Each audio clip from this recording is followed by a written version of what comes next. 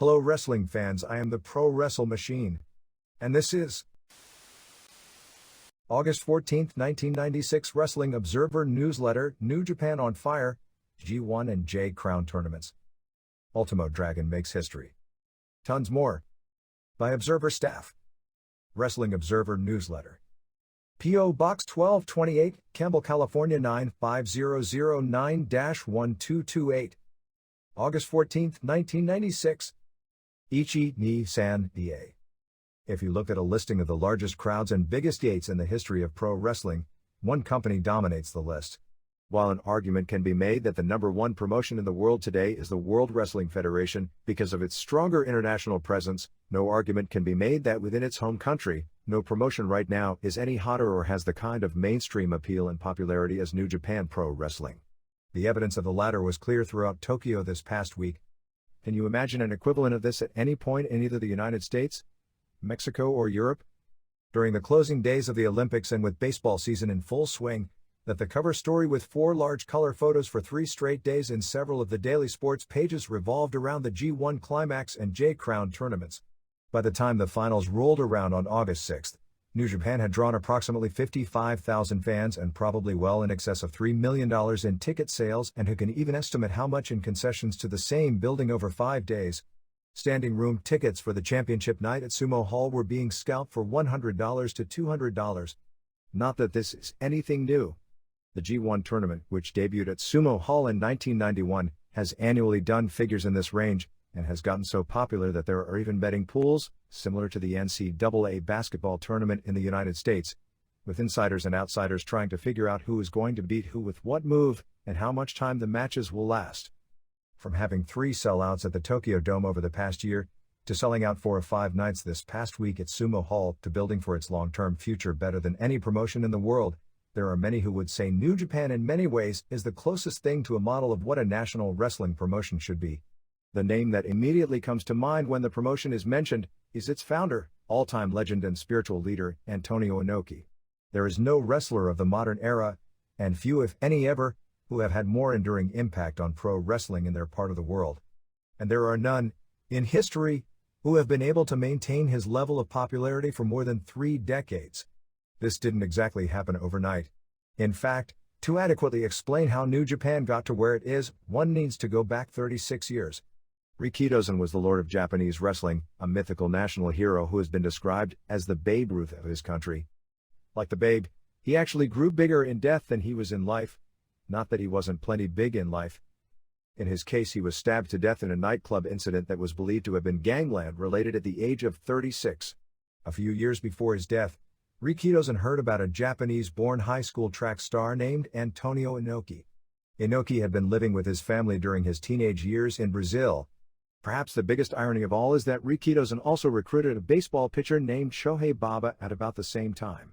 The two were trained together, actually debuted on the same card on September 30, 1960, and the rivalry between the two, at times peaceful, at other times exceedingly bitter, would end up dominating and at times being the focal point of wrestling in their country for more than 3 decades. At first, he was known as Kanji Inoki, to hide the fact he was half Brazilian during a time where it was believed that fact would be detrimental to his getting over.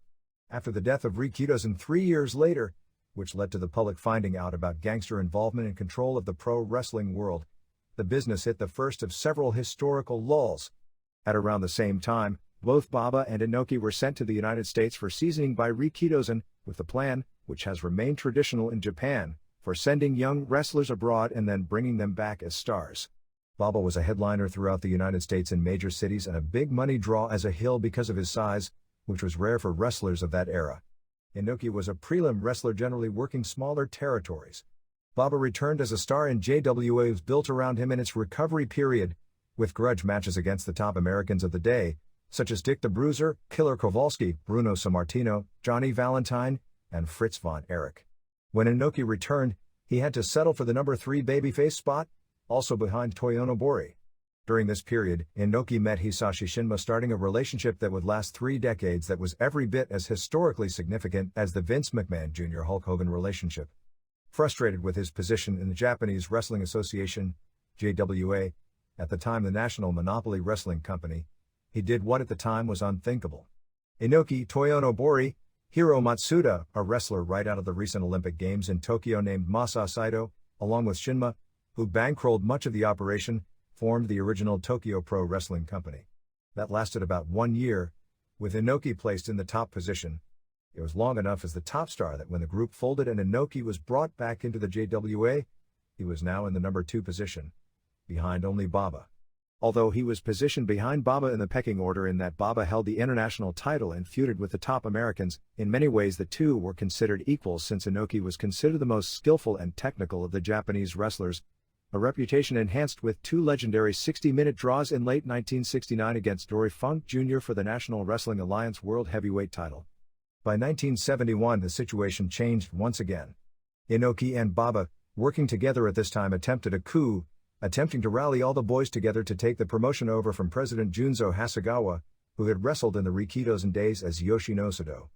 This coup initially failed, and in the fallout, Baba, the promotion's top star, was protected, and Inoki was the one who took the heat, and was fired in December of 1971. Inoki and Shinma immediately set up forming their own company known as New Japan Pro Wrestling, with its first show on March 6, 1972. Without recognition of the National Wrestling Alliance, which basically controlled most of wrestling in those days, including the Worldwide Wrestling Federation, which was then part of the NWA, and the AWA supplying its talent to a smaller group in Japan called International Wrestling Enterprises that had formed a few years earlier, Inoki and Shinma were largely froze out of the top 4 in talent. The two were able to lure scientific master Karl Gotch, a renegade of sorts who was legendary in Japan, but had a reputation for being kicked out of territory after territory in the United States largely because he was so good a legitimate wrestler, so uncooperative with promoters and not really much of a drawing card for the promoters to put up with the headaches and inability to control him. Gotch was both a star wrestler and a trainer for JWA in the early 60s and one of Inoki's original wrestling teachers and recognized by the Japanese press and hardcore fans as one of the sport's grandmasters along with Lou Thesz. New Japan brought Gotch in and recognized him as the real world heavyweight champion. What gave the group instant credibility was on its first show Gotch wrestled and surprised everyone by pinning Inoki in the main event, a match that is still remembered to this day. The storyline was that Inoki, who had been out of action several months after being fired and busy putting together a new company, wasn't in top shape, while Gotch, without those pressures, was. It was the beginning of the concept of athletic credibility, which in one of the many early concepts that became the backbone of the company and are largely responsible for much of today's success. It set the stage for the first New Japan card to draw 10,000 fans, the Inoki-Gotch rematch on October 4, 1972, where Inoki scored his big win and finally won his elusive first world title.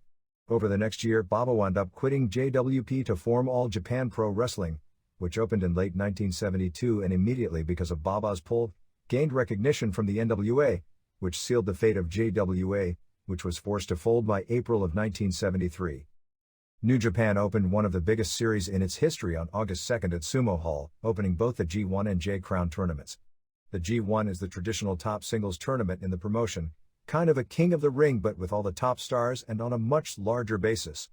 The J-Crown was a tournament to unify 8 different titles from around the world and create the Supreme World Junior Heavyweight Champion.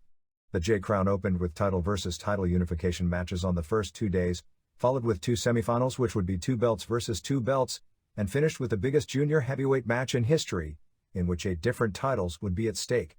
The titles ranged from those with international importance, IWGP Junior Heavyweight, long-standing national tradition, NWA Welterweight which dates back to the 30s and the days of El Santo in Mexico, recent creations, War International Junior Heavyweight, ones with some history, WWF Light Heavyweight, replicas of some with major history which mean nothing today, NWA Junior Heavyweight, to more minor ones, Great Britain Junior Heavyweight, WWA Junior Light Heavyweight and UWA Light Heavyweight, the latter belt which isn't even recognized by UWA but has become a secondary New Japan Junior title.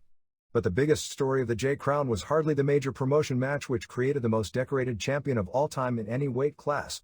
The day before G1 opened, Riki Choshu, the booker, most famous full-time performer and the guy who basically runs the show in New Japan, announced that it would be his final G1 tournament. The story was played up big in most of the sports papers and the gimmick worked to perfection, as the reaction to Choshu on the first night, and for that matter, for the rest of the week, had the kind of intensity that you'll rarely see in any sport.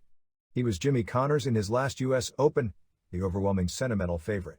To make matters more dramatic, his opening match, the main event on the first night, was against Shinya Hashimoto, current IWGP Heavyweight Champion, and New Japan's current top star. Sumo Hall, which holds 11,066, was packed, scaled from 10,000 yen, about $93, down to 4,000 yen, $37. There were a few empty seats, crowd announced at 11,000, but no tickets were available at the box office. The fans were electric before the show even started.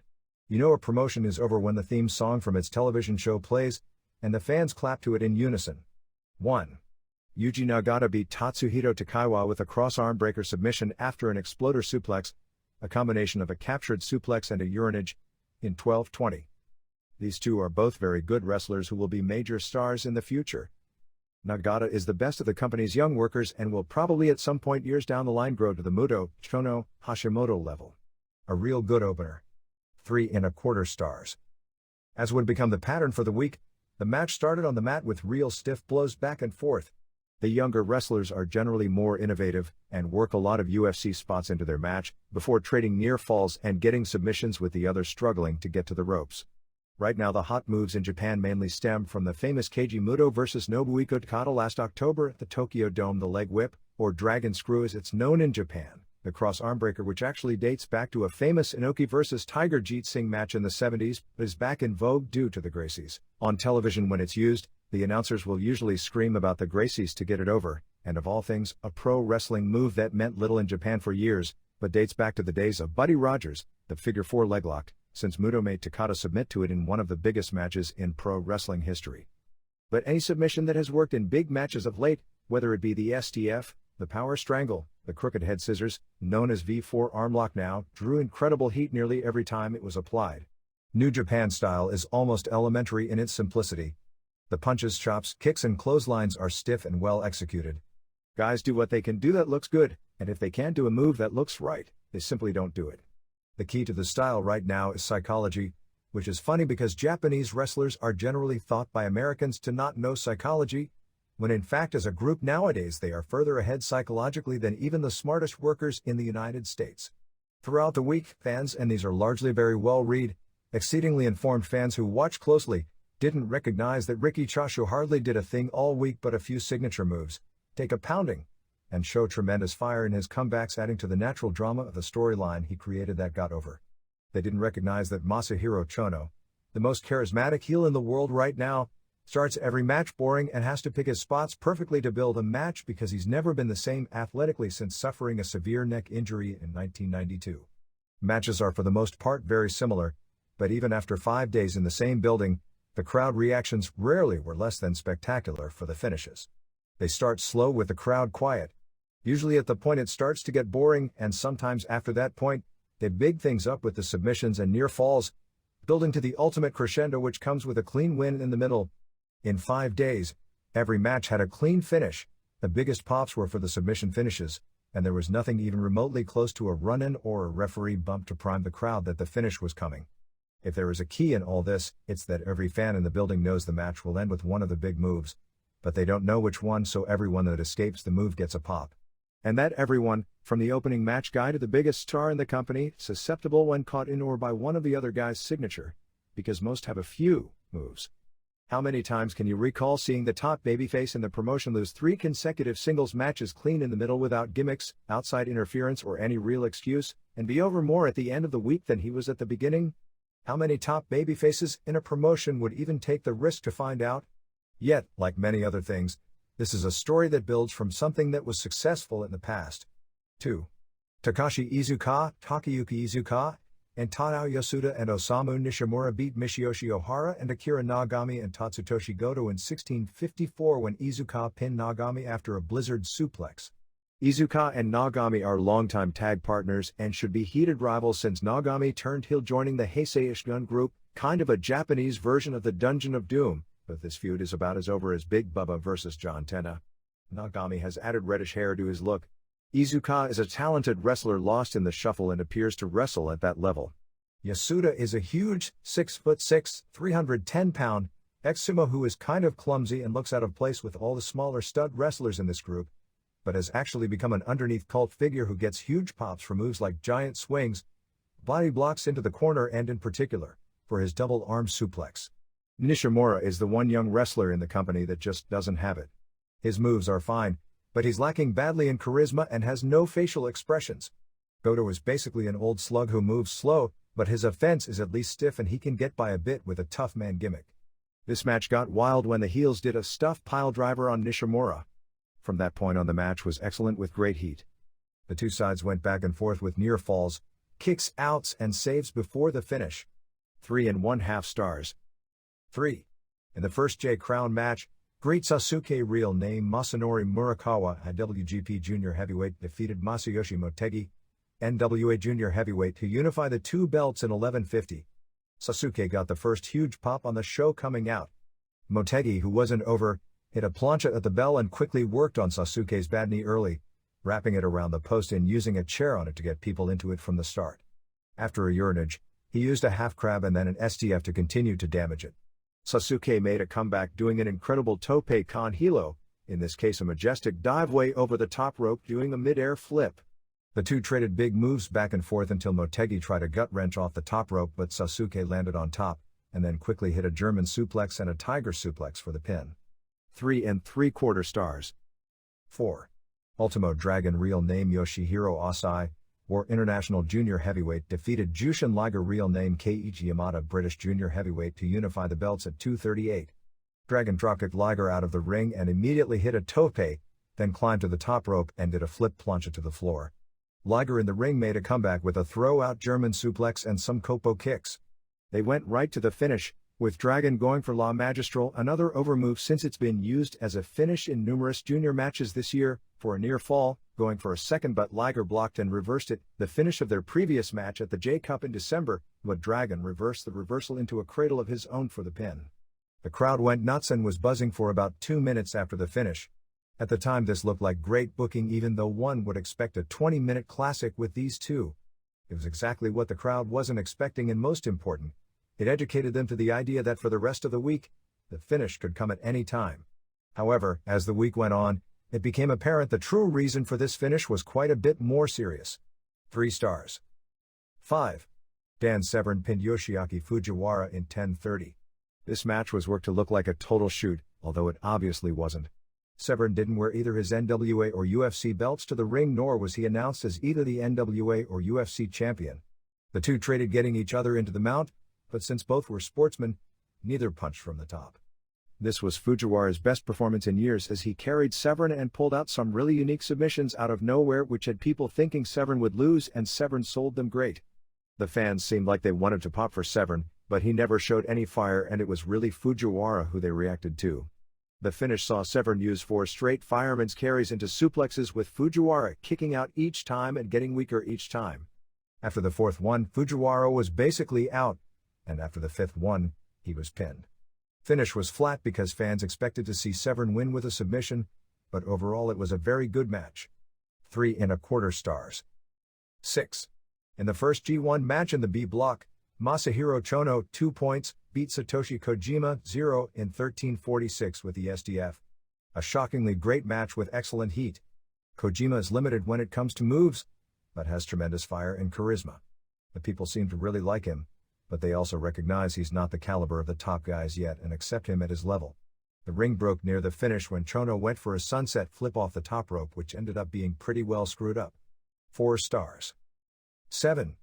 In the A block, Kensuke Sasaki, 2, beat Hiroyoshi Tenzan, 0, Hiroyoshi Yamamoto, in 15:03 with a reverse Ipponze judo hip lock, Northern Lights bomb and power strangle submission. Very stiff. Both got huge reactions coming out.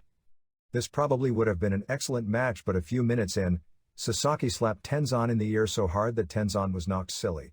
Sasaki had to hold a chinlock for several minutes before Tenzan recovered enough to continue the match. When Tenzan finally got it back, they picked things up with both doing all the hot moves to each other. 3.5 stars. 8. In the B block, Kazuo Yamazaki, 2, beat Keiji Muto, 0, in 13:39. Excellent match.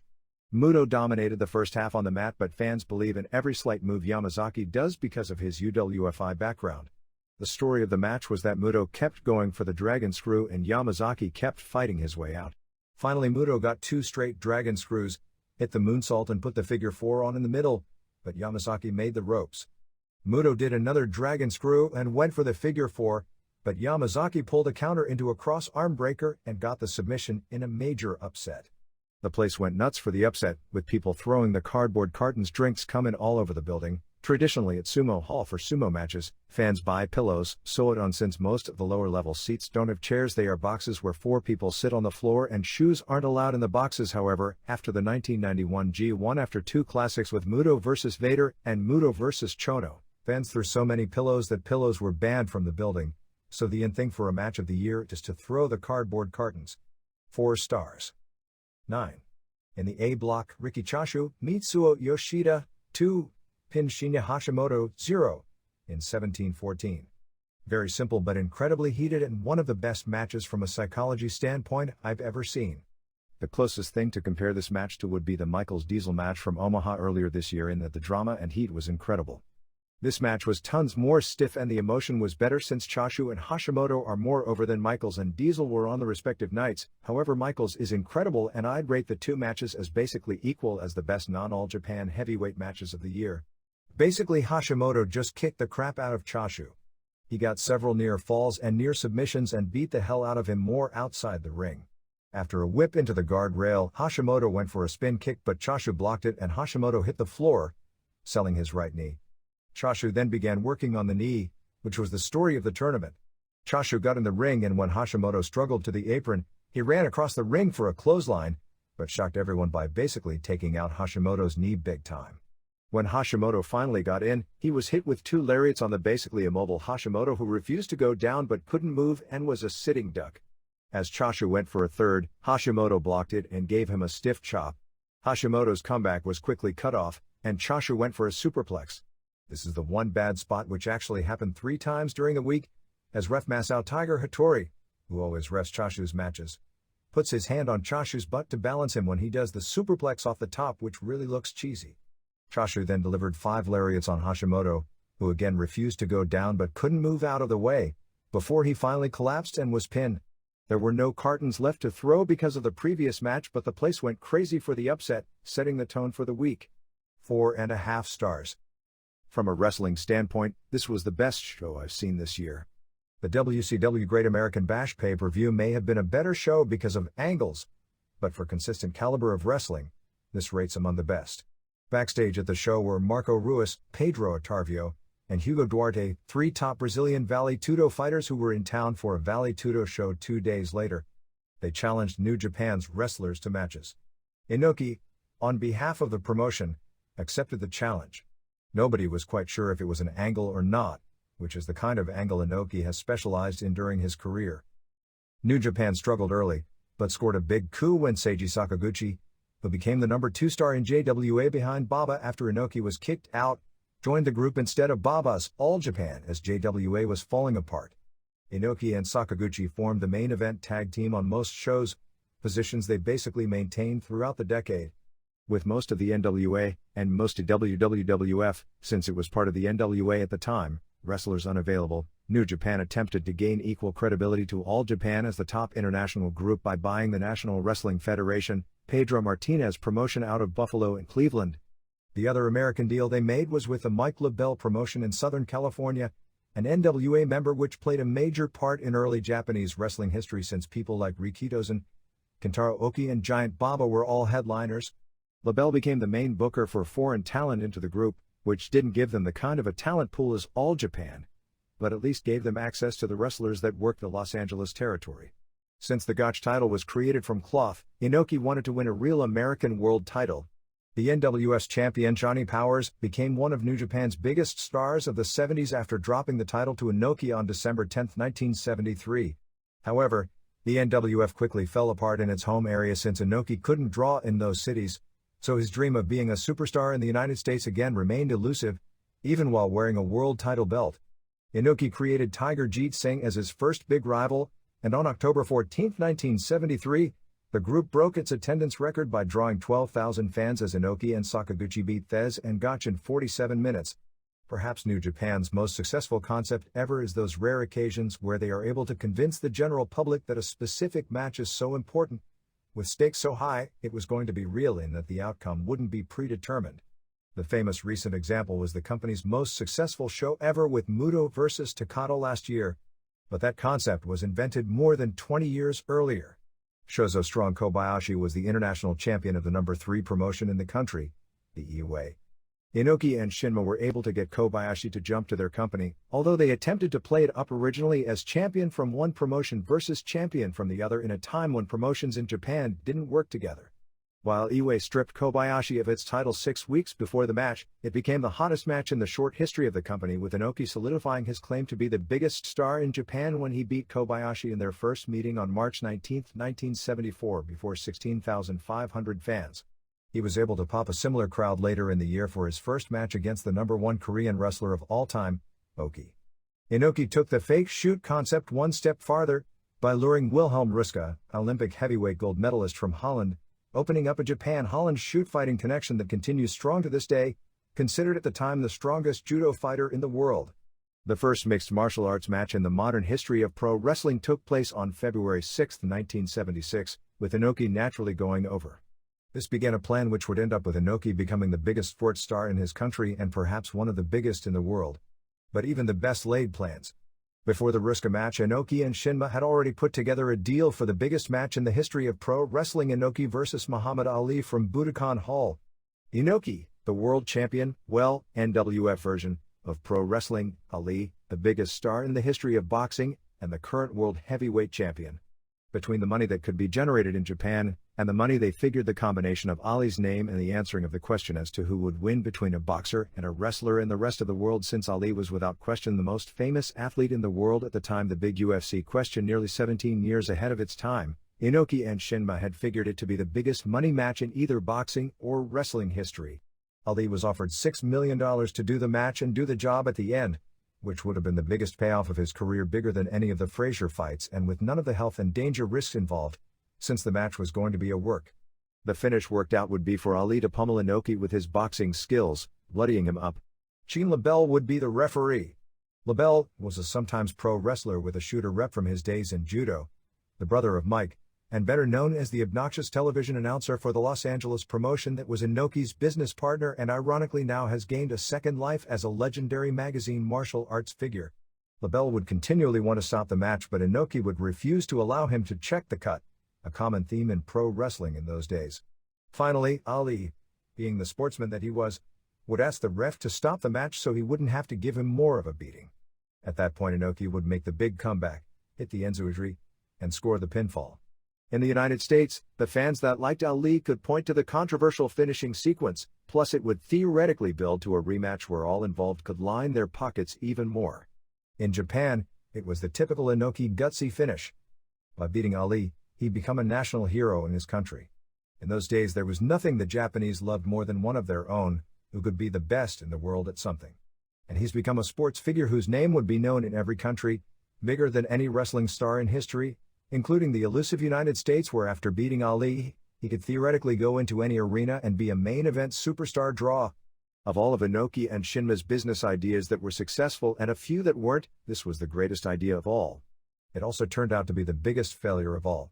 This got a ton of publicity in the United States, but as the fight, set for June 25, 1976, was about to come down, reporters figured out the world martial arts champion was nothing more than a fake pro wrestler that they would see on Saturday afternoon television in the United States. The reporters who were to hype the show were largely the local boxing reporters, who had ties with the local boxing promoters. Since it was the pro wrestling promoters in most cases who were promoting the venues and the boxing promoters had been frozen out, in fact this was going to be pro wrestling business as usual, only on the largest scale ever, was hardly kept secret from the press. Inoki, with his large jaw, was nicknamed the Pelican by Ali in hyping the fight. Fred Blassie, a legend in Japan as a wrestler and a legendary talker, wrestler and manager in the United States, was sent around the country to be Ali's manager to hype the fight to the press and be a familiar heel name to wrestling fans. The idea of the match controlled by the pro wrestling promoters and not the boxing promoters was to make Ali, and thus boxing, as the heel, and pro wrestling, as the babyface.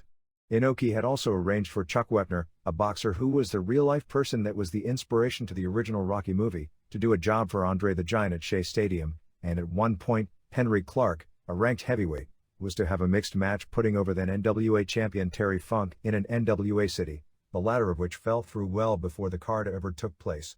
The matches would air on closed circuit throughout the United States, theoretically drawing both the boxing audience and the wrestling audience. A funny thing happened on the way to the payoff window.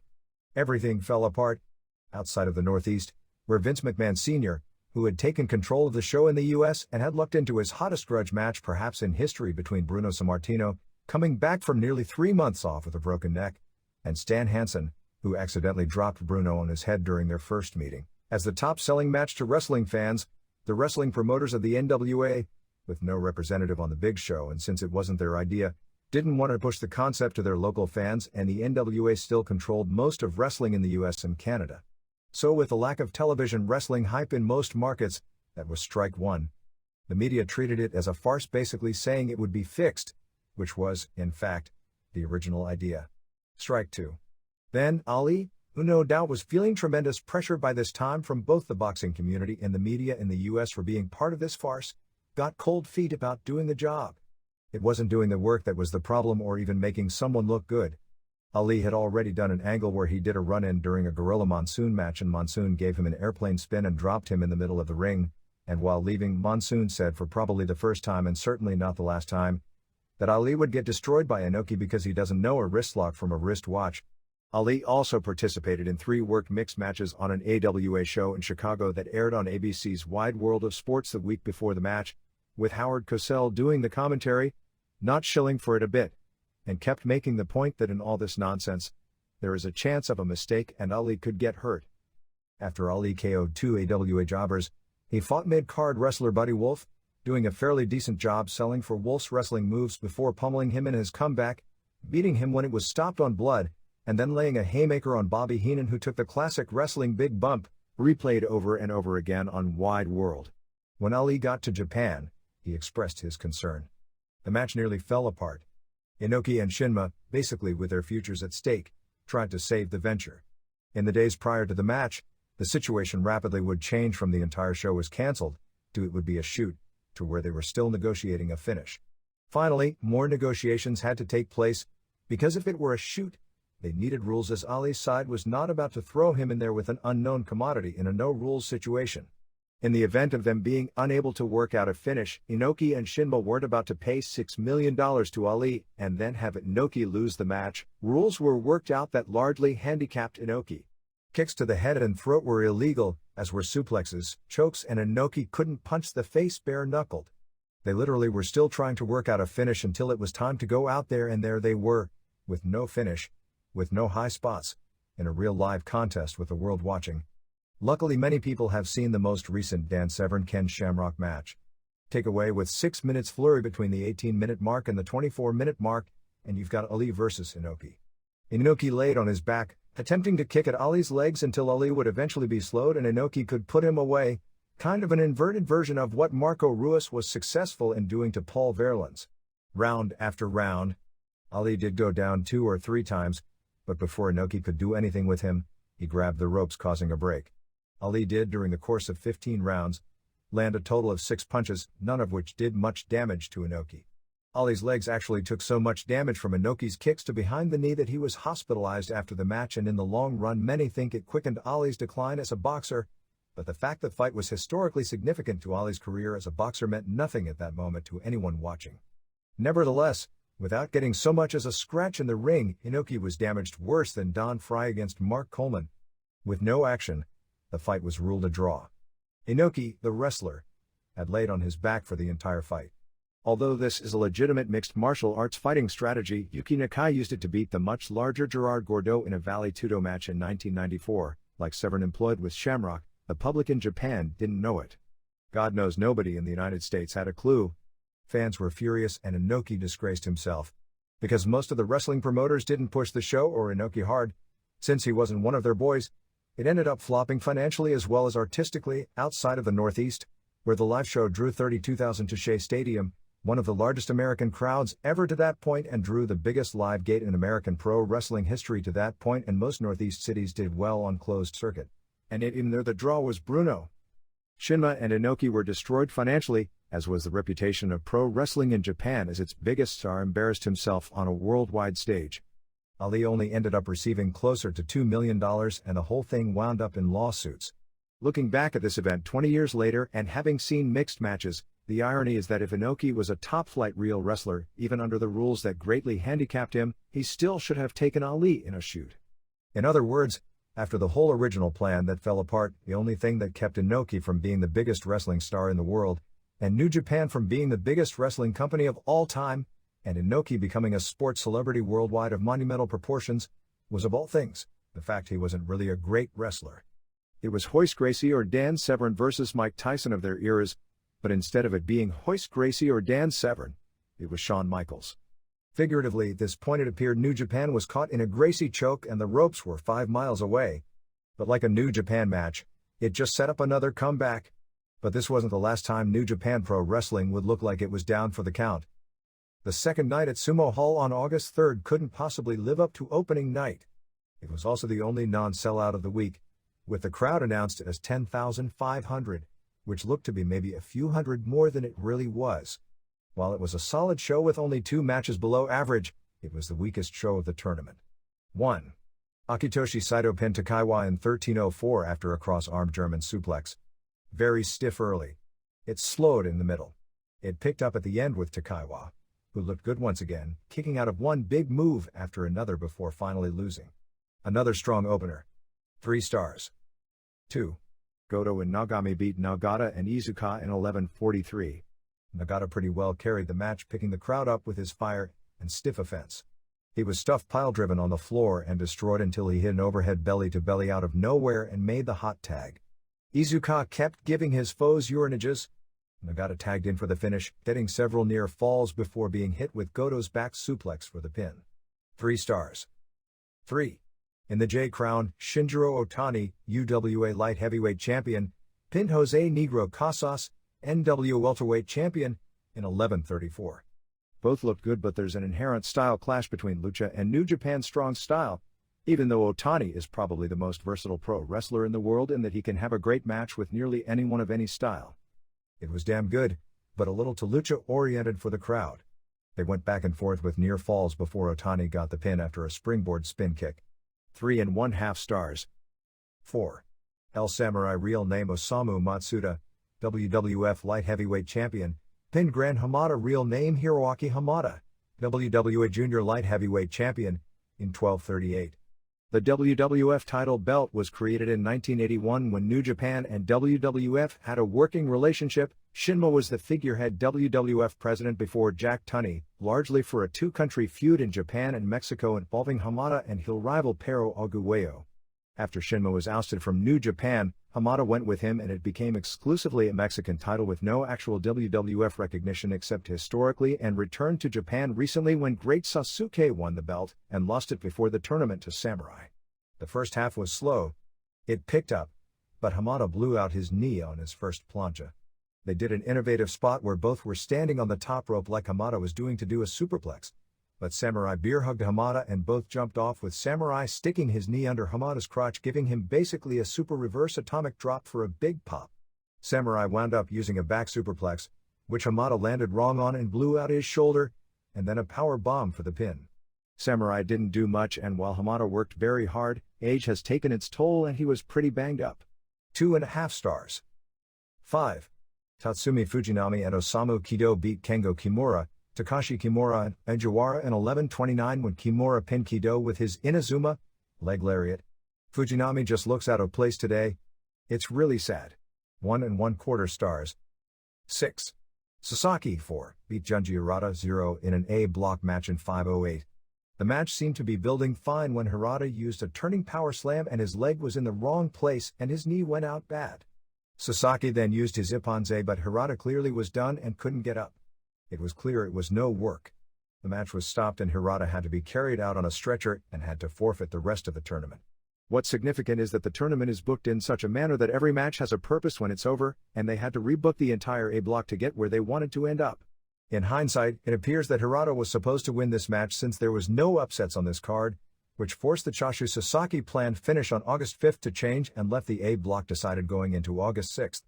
1/2 star. 7. Muto 2 pinned Kojima 0 in a B block match in 15:21. This match dragged early with Muto largely working on Kojima's left arm. A big spot was when Muto went for his handspring elbow into the corner, but Kojima caught him with a rabbit lariat to the back of the head, also called Enzu lariat. It picked up from there, with Muto ending up using 3 dragon screws, a moonsault, and got the figure 4 on for the submission. 2.5 stars. 8. Choshu, 4, pinned Tenzan, 0, in an A block match in 5:12. Choshu had hurt his right knee the previous night in having his best match in years, so he didn't do much. Tenzan carried the short match. Finish saw Tenzan do 2 diving headbutts off the top rope, and as he pranced around and played to the crowd, Choshu got up, and when Tenzan turned around, Choshu hit him with a devastating lariat. Tenzan's eyes rolled. He sold it so great, and the finish made sense in that everyone knew Tenzan had been legit knocked silly the previous night, and was pinned. 1.25 stars. 9. Shiro Koshinaka, 2, pinned Yamazaki, 2, in a B block match in 13:50. Koshinaka is one of the all-time most underrated wrestlers in history. Both guys got huge reactions coming out. Both guys traded getting their shoulders posted. The early mat work got really good heat because the fans believe everything Yamazaki does. He held a chicken wing crossface twice with Koshinaka making the ropes. As Yamazaki went for a cross arm breaker, Koshinaka went after Yamazaki's broken fingers, suffered on the previous tour, and started stomping and dropping knees. Yamazaki got more submissions with Koshinaka making the ropes. After 2 dragon screws, Yamazaki missed an enzouidri and Koshinaka immediately hit a power bomb for a near fall. After a back suplex and near fall, Koshinaka hit a second power bomb for the pin. Great match. 3.75 stars. The financial and credibility damage from the Ali match nearly ruined New Japan. But largely through TV Asahi, one of Japan's major networks which broadcast New Japan and did a Super Bowl-like rating for the match, the company was kept afloat. To rebuild both Inoki and the company, several major things took place. The first was to remove the stench of the Ali match with a series of victories by Inoki over martial arts superstars. Ruska was brought back, as was another judo Olympic medalist, Buffalo Alan Koashi, who later became a named pro wrestler as Bad News Allen. Karate stars Eddie Monsterman Everett and Willie Williams, who is still active today in rings and has made himself a long career in Japan off losing a famous match to Inoki, and boxer Wepner were brought in along with Mike Dayton, a former Mr. America competitor who made a name for himself doing strongman stunts, and 1 or 2 obscure pro wrestlers who they masqueraded as martial arts stars. In addition, stemming from the Inoki-Ali deal, Shinma Inoki and McMahon Sr. became business partners, which gave Inoki access to WWF wrestlers. Andre the Giant became a regular top attraction, doing perhaps the best Monster Hill role in wrestling a decade before ever doing it in the United States, as did Hansen, beginning a career that would make him the biggest foreign star ever to appear in Japan.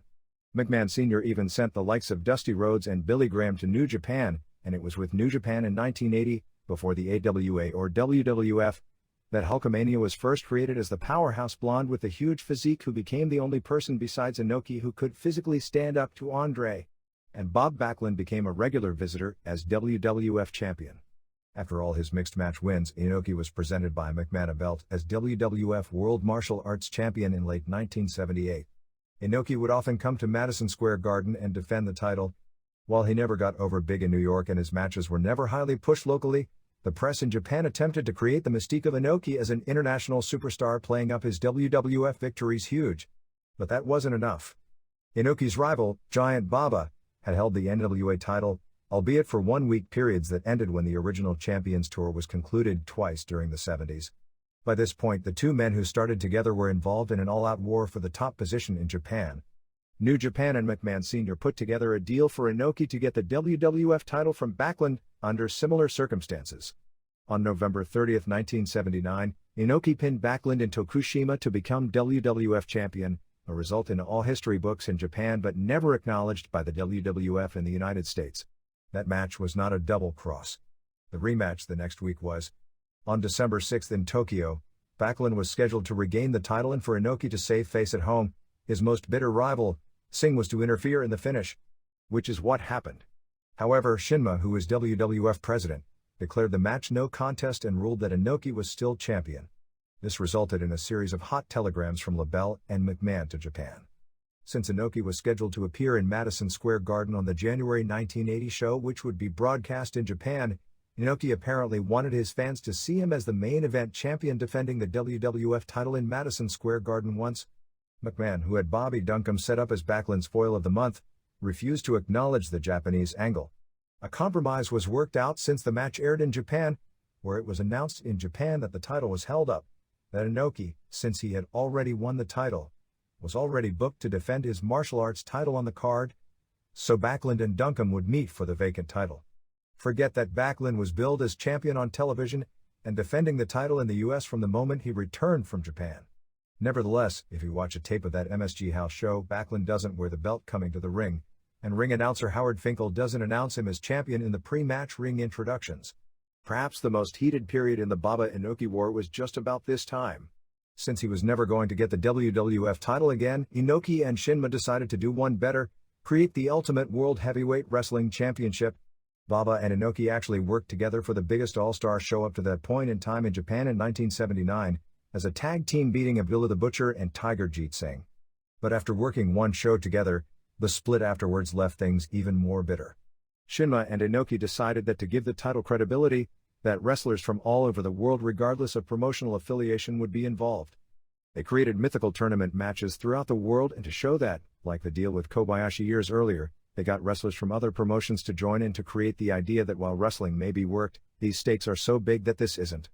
The Iway was about to go under, so Inoki signed up its biggest stars, Rusher Kimura and Anil Hamaguchi, and created a worked interpromotional feud that set the stage for the glory days of New Japan. In addition, he rated two of All Japan's top foreign stars, Abdullah the Butcher and Dick Murdoch. Baba responded by rating back Tiger Jeet Singh, Inoki's longtime top rival, and in the biggest coup of all, signed Stan Hansen. Even though Baba still had most of the top American draws at the time except for Hogan, Andre and Butcher, the likes of Hansen, Bruiser Brody, the Funk's Harley Race, Mil Mascaras and NWA champion Ric Flair, New Japan's lead at the box office was beginning to become commanding. Yet, like in 1976, when things at the time couldn't possibly look better, the reality was they almost couldn't get worse. The third show at Sumo Hall was a Sunday afternoon show at 3 p.m. It wasn't the best show of the week, but did contain the best match of the week and one of the better matches of the year. The crowd was pretty well packed again, with a crowd announced as a sellout, 11,000. Perhaps this was the most impressive sellout of the week because it was only the midpoint of the tournament, the Olympics were closing down, and both All Japan Women, which drew about 1,600 fans, and Universal Valley Tudo, which drew 3,200, were running shows that afternoon. 1. Ohara beat Nagata in 9:55. Another good opener, particularly toward the finish, with Ohara finally hitting his choke slam and going into a cross-arm breaker for the submission. 3 stars. 2. Yasuda and Nishimura and Izukai and Kido beat Goto and Akitoshi, Saito and Kunyaki, Koashi and Nagami in 14:45. Kido got a pretty good crowd reaction as a cult comedy figure, particularly, and he did his Wakigatami, Fujiwara armbar. However, this match got dull, particularly with Izuka versus Nagami, which continued to be dead. It finally got good toward the end, with near falls going back and forth before Yasuda got a submission from Saito with the Boston Crab. There was a huge pop for the finish since Yasuda, who has also become a cult figure, scored the win, and also because of the finish, Kido had Kobayashi in the Wakigatami. 1.5 star. 3. Liger and Norio Onaga beat Casas and Takaiwa in 12:04. Onaga is in his last year as he's expected to retire and become a referee in 1997. Casas pretty much carried the match as Takaiwa didn't show much. Onaga looked bad and Liger actually looked good but obviously was limited. He particularly got a big pop doing La Magistral on Liger. Casas did a senton off the apron and a tope. He busted his eye open legit, hitting the guardrail on the tope, and later did a senton off the top rope.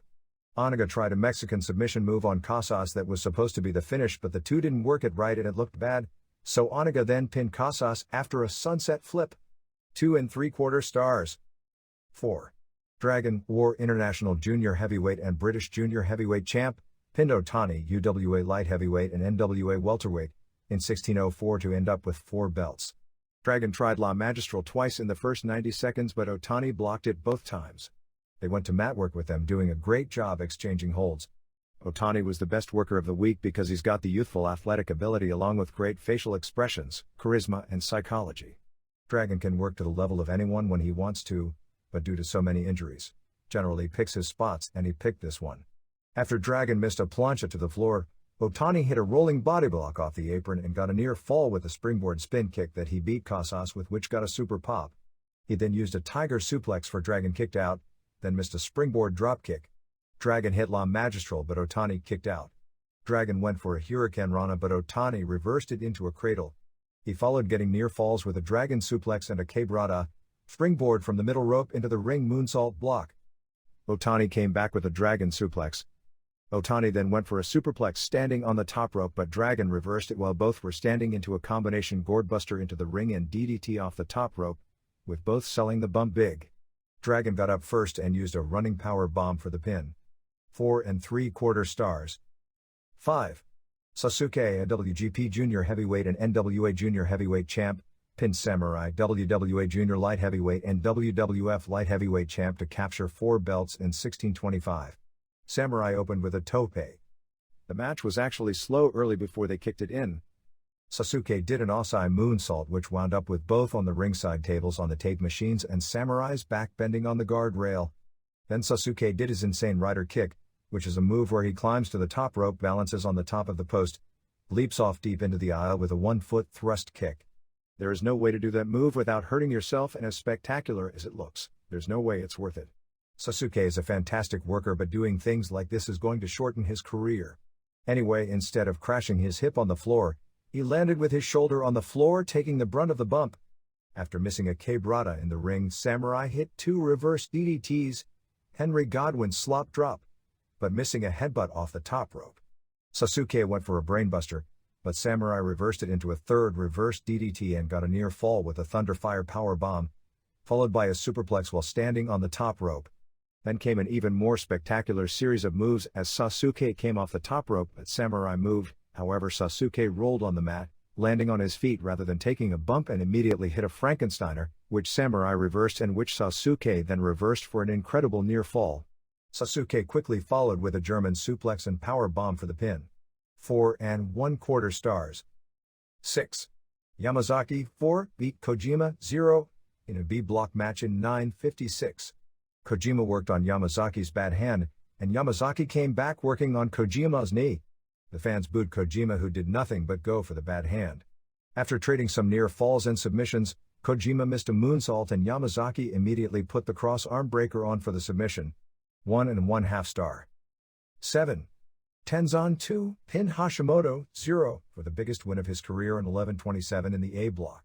Hashimoto sold his knee big from the finish the first night, and the match had super heat with the crowd roaring for the nearly immobile Hashimoto to come back despite being barely able to move. Hashimoto would make his comebacks with the hard kicks before Tenzan would kick the knee and get back in control. Finally, Hashimoto went for a brainbuster but the knee gave out. Tenzan came off the top rope with 2 headbutts to the knee to get a near fall. He then put on the figure 4, sloppy the first time since it's not his move, but got it on good the second time in the middle of the ring. Hashimoto managed to struggle to the rope, but was immobile there, and Tenzan used another headbutt off the top rope to the knee for the pin. 3 3/4 stars. 8. Koshinaka, 4, beat Chono, 2, in 22:10 in the B block. Even though this doesn't sound on paper like a big show main event, both got huge reactions coming out because each is considered the leader of one of the heel groups. They started fast but it got dead until the 10-minute mark. The mat work was pretty much boring. At that point they picked it up and it was excellent from their trading all kinds of big moves. Chono used an SDF first at the 16:40 mark but Koshinaka made the ropes. Chono undid the turnbuckle padding and ran Koshinaka into the exposed metal twice. After trading more big moves, Koshinaka got behind Chono and went for the Dragon suplex, but Chono kicked him low and put the SDF on in the middle. Chono then switched it to a cross armbreaker but Koshinaka made the rope. They traded several more near falls before Chono hit a Yakuza kick but Koshinaka just stood there, came back with a butt bump and a power bomb for the pin. 3 3/4 stars. Chashu increased his point total to 6, winning via forfeit over Hirata, who was injured, to give him a 3-0 record. Perhaps the single most important concept Shinma and New Japan should be credited with is promoting junior heavyweight wrestlers on a major level in a top company. The junior heavyweight division had largely been dead in the United States after the mid-70s with the retirement of Danny Hodge, and in reality, even Hodge was only a big deal in the McGurk, later Watts Mid-South, territory where his real sports legend was well known. Although there had been previous junior heavyweight champions in Japan, it was never a big deal on any kind of level. The concept may have been created as much out of necessity as anything else. Inoki had a young protege named Tatsumi Fujinami, who was a spectacular worker but too small at the time to be taken seriously by the standards of the day. At the same time, there was a lot of interest in Mexican wrestling because all Japan's Mil Mascaras had turned into an incredible drawing card with his unique moves and flashy ring costumes. Since most of the best wrestlers in Mexico were undersized by Japan's standards, Shinma created both a WWF Junior Heavyweight Championship for Fujinami and a Light Heavyweight Championship, which actually never got over as big for Gran Hamada, and worked out a talent exchange deal with Francisco Flores, who headed the UWA, at the time the most successful promotion in the Mexico City area. The junior heavyweight title made Fujinami a star, and made stars out of his challengers like Chavo Guerrero Canek, El Solitario, most importantly Dynamite Kid, and a young man from Calgary named Bret Hart. Eventually Fujinami became big enough to be considered a top heavyweight, but his move may have been prompted more by one of Shinma's greatest creations of all, Tiger Mask. Satoru Sayama was a super athlete in the New Japan camp, the greatest flyer ever in camp, who was also particularly adept at kickboxing, and he was a terrific shooter for his size as well. But he was only 5'5" and 160 pounds, far too small to be a pro wrestler in those days. He was sent away to both Mexico and England, where, to say he was a sensation would be the understatement of all time. Sayama, who wrestled for less than 2 years total in Mexico, is generally considered high on any list of the all-time greatest wrestlers ever in that country, and every Japanese wrestler who comes to the country is immediately and unfavorably compared with him. In England, under the name Sammy Lee, billed as a cousin of Bruce Lee, he became a phenom as well with his feud with Mark Rollerball Rocco. Tiger Mask was originally a popular television cartoon in Japan, with a pro wrestling theme. Tiger Mask was an orphan who learned to wrestle, who had a twin brother that he didn't even know he was related to, who became his biggest rival, the hated Black Tiger, a role played in the Tiger Mask wrestling days by Rocco. And he had a big friend called the Giant Zebra. Ironically, the Giant Zebra in the cartoon was supposed to be a secret animated version of Giant Baba. Shinma, in order to appeal to young children who were largely in the all-Japan camp due to the popularity of Mascaras and Terry Funk, since the teenage and young adult audience were Inoki's core crowd due to the martial arts matches, wanted to create a real-life version of Tiger Mask and make him a small, speedy wrestler so young children could empathize with him. The choice came down to Sayama or Hamada, both of whom were exceptional but smaller wrestlers. In April of 1981, Sayama debuted under the mask against Dynamite Kid, who would go on to be his legendary rival. While kids immediately took to the character, the hardcore audience didn't like the gimmick. The costume was too cartoonish for the hardcore Japanese audience used to black boots and black tights, plus he was too small. But after dispatching of one wrestler after another from Mexico using a style never seen before in Japan, eventually the hardcore audience had to admit Sayama was something special. Fujinami moved up to the heavyweight division, and on January 1, 1982, Sayama defeated Kid to become WWF Junior Heavyweight Champion. He later defeated Leigh Thornton to become NWA Junior Heavyweight Champion and for the most part held both titles until August of 1983, when he announced his retirement. Shortly after that retirement ended the period where everything New Japan did turn to gold. After the Iway feud came perhaps the biggest and among the most important angle in the history of the Japanese business. Riki Choshu, who was basically number 4 on the pecking order behind Inoki, Fujinami, and Sakaguchi, did a fake shoot angle where he was frustrated and turned on Fujinami. Choshu formed a group called Ishgun. The current Heisei Ishgun group is a modern-day copy of that angle, a supposed promotion within promotion to feud with the established New Japan stars, called Seiki-gun.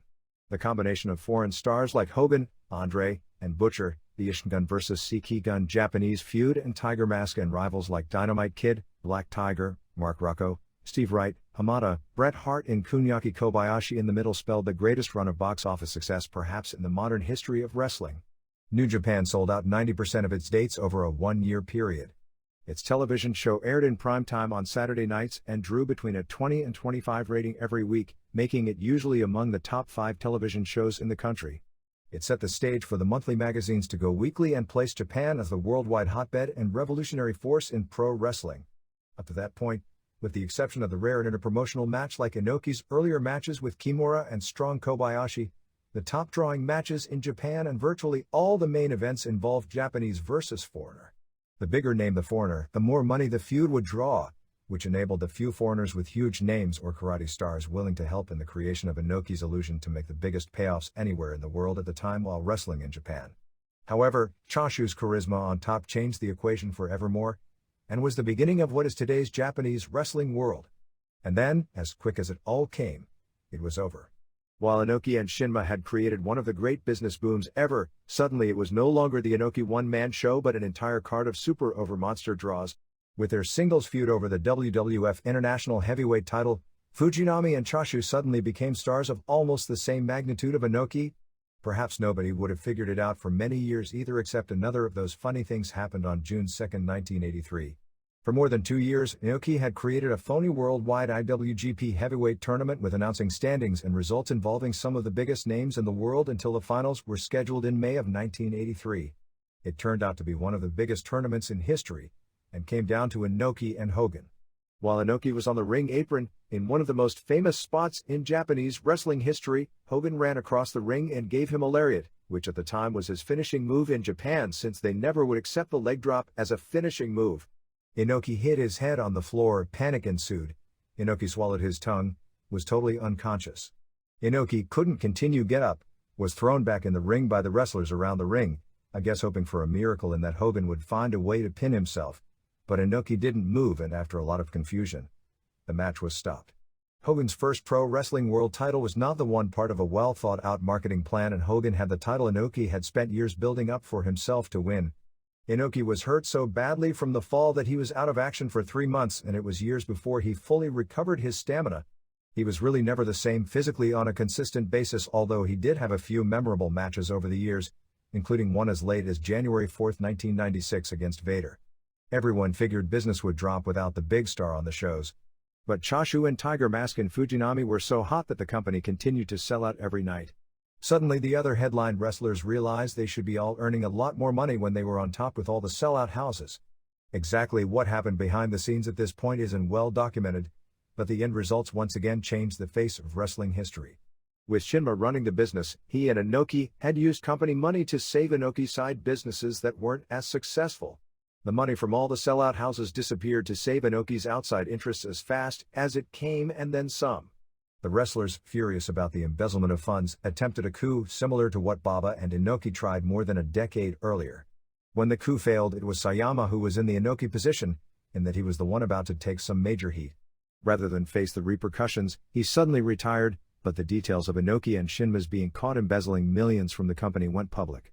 Inoki had to give up his presidency of the company, and Shinma, booker and chairman of the board, who was the mastermind behind creating what at the time was the biggest wrestling promotion probably in history, basically the creator of the Inoki illusion, the Tiger Mask explosion and the Choshu revolution, was the big scapegoat, having to resign completely. Inoki returned as a wrestler, but by this point feelings had embittered toward him.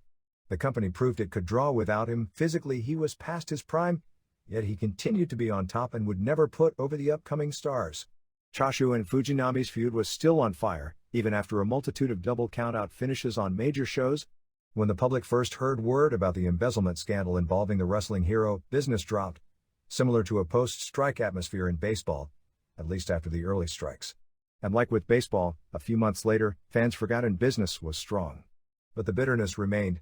First Shinma, mad because he was the scapegoat and with plenty of ideas left, created his own promotion, the Universal Wrestling Federation, and went about his new job of creating his second Inoki, a 24-year-old former karate star named Akira Meita.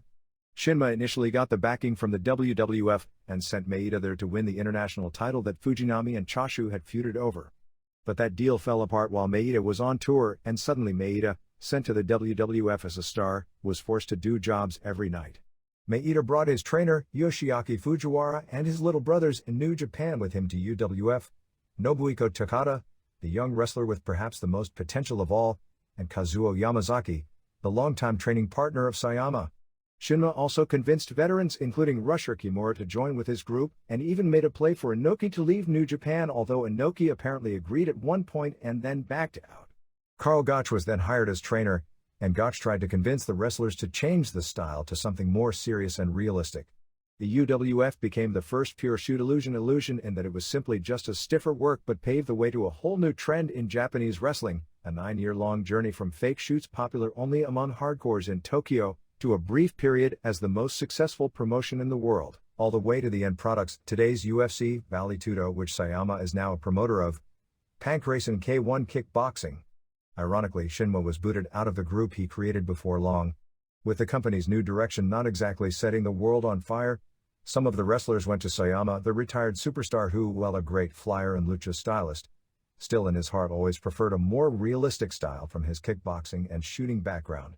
Sayama, who had written a wrestling expose called Kayfabe during his period out, talking about the scandal and the fact wrestling matches were predetermined, agreed to come back for a huge payoff. Having Sayama work greatly boosted the group's credibility and they became a hot cult ticket in Tokyo, although still had trouble drawing elsewhere. Sayama made a he goes or I go ultimatum regarding Shinma, as the bitter feelings remained from the New Japan period, and the wrestlers backed Sayama. However, Sayama and Meita ended up with an ego clash of their own 1 year later while the company was falling apart in the middle of its own gangster scandal.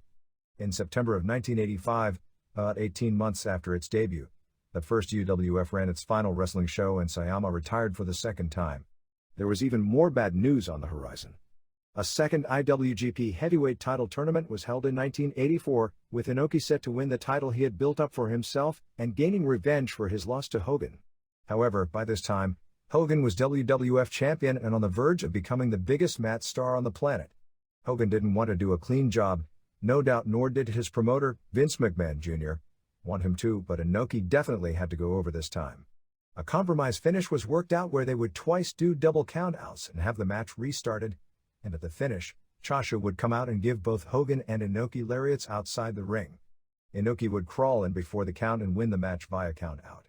That compromise was the worst thing possible for business, not that it would be the last time Hogan would be involved in a finish described afterwards as that. Fans were so fed up with the finish that they rioted, destroying the hallowed building and were setting fires. The rioting lasted for something like 20 minutes, and when the dust cleared, New Japan was banned from its big show arena for 1 year, killing its chances of doing monster gates.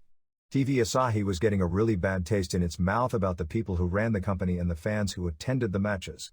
That was hardly the biggest blow to New Japan. In late 1984, Naoki Otsuka, New Japan's leading house show promoter, had a falling out with the hierarchy as well and initially wanted to create his own company using Chashu as the top draw. While that never got started, Otsuka worked together with Baba behind the scenes in Chashu, Masa Saito, Anil Hamaguchi, Yoshiaki Yatsu Kobayashi, Super Strong Machine, Hiro Saito, Dynamite Kid, Davey Boy Smith and a half dozen others left New Japan for All Japan, changing the balance of power completely.